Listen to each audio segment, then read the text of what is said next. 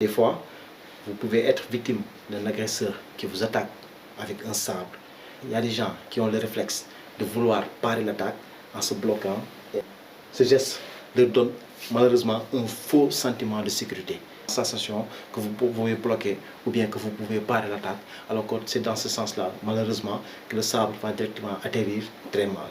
Donc, dans ce genre de situation, la règle générale que vous connaissez est de céder et de donner ce qu'on vous demande et d'avoir ainsi la vie sauve. Il y a des gens par contre qui se voient un peu être habiles dans l'art d'esquiver, qui vont tenter d'esquiver de gauche à droite les attaques comme démontré sur cette vidéo, mais seulement si tu parviens à esquiver et ensuite à prendre la fuite. Mais dans ce cas, il faudrait vraiment avoir régulièrement des activités cardio qui vont faire que lorsque vous allez prendre la fuite, vous allez être un bon athlète qui va pouvoir fuir et disparaître. Sinon, si on vous rattrape aussi, ça va mal finir. Donc, il faudrait maîtriser l'art de se défendre, il faudrait maîtriser le self-défense. Parce qu'il peut arriver des fois où l'agresseur ne va pas reculer. Après vous avoir dérobé, il va ensuite essayer de mettre fin à vos jours parce que peut-être qu'il a un objectif très déterminé.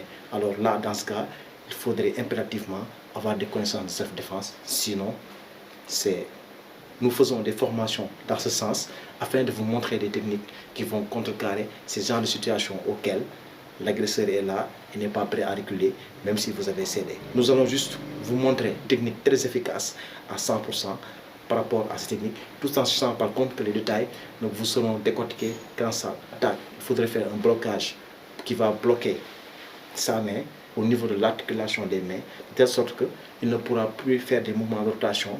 Ensuite, seulement avec l'autre main, vous prenez ses yeux, avec l'autre pied, vous lui faites un accrochage. Regardez le geste et synchronisez 3 mouvements pour faire qu'il va tomber, il va être hors d'état de nuire et vous serez en mesure de ressaisir son arme si vous en êtes capable ou bien de dégager les lieux.